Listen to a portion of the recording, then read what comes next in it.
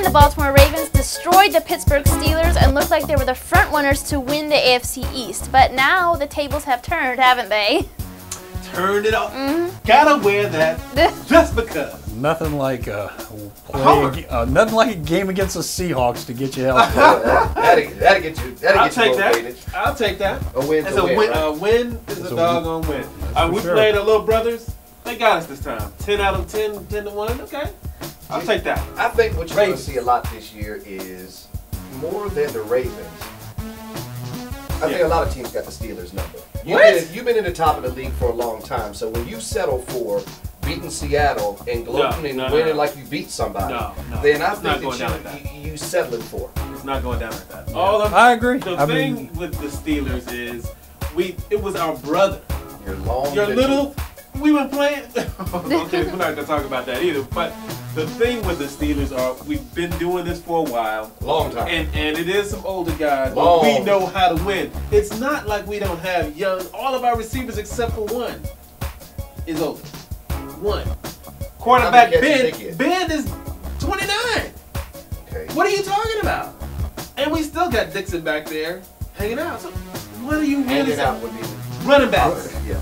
You looking at Mendenhall. You starting to wonder if he wasn't on the back of Roethlisberger's motorcycle without the helmet. What you know what?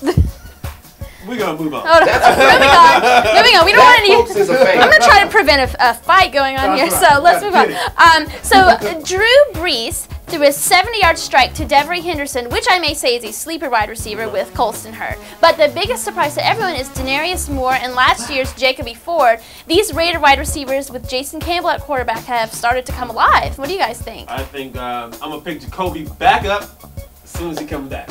Let me say that. I think the Oakland Raiders with Jason Campbell running it, and as you said earlier in the meeting earlier, that he hasn't, if he had at least a system. Right. Jason Campbell from college to now has had a different offensive coordinator, if I'm not mistaken, almost every single year. Right. So imagine what Jason Campbell becomes as a quarterback if he is in the same system given 4 years, given 5 years, like a Tom Brady who's been with Belichick for what feels like forever. Right.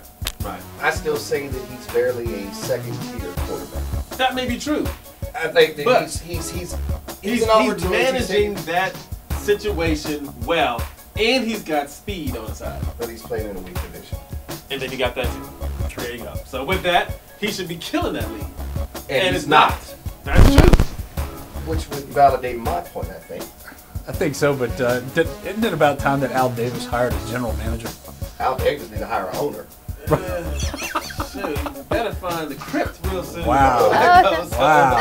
All right, so let's talk about the Bills. With quarterback Fitzpatrick, they use 5 receivers on the field at one time, and that helps them out because the linebacker cannot keep up with all that speed. Fellas, are you drinking the juice in Buffalo? Fitzpatrick. Oh, I'm sipping the scissor. Ooh. I'm with him. I'm with Fitzpatrick. I mean, he's proven it. Last year, he's been the epitome of consistency to me.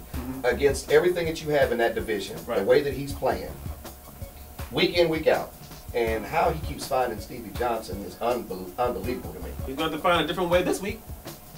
He'll do it. I mean, Fitzpatrick comes from that football factory. He comes from Harvard. Oh, it is the factory of football. Man. But here it is, though. Fitzpatrick is very much what like a Peyton Manning is in the sense that he is a cerebral quarterback. Right. That's what I was saying about Romo. Romo he doesn't make anybody around him better. He needs great players around him to make him look better. Manning, I think Fitzpatrick's going to be the same way. Really? Is that I don't think he's going to be a Manning, don't get me wrong, but I think he's smart enough to make the guys around him better. Okay. No one lands planes like Peyton Manning.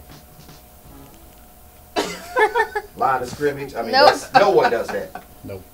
All right, so Steve Smith of the Carolina Panthers looks like the guy that we remember from before he got hurt and had a terrible quarterback. And Cam Newton is now a rock star, but what about the 2 stellar running backs, D'Angelo Williams and Jonathan Stewart? They are lost.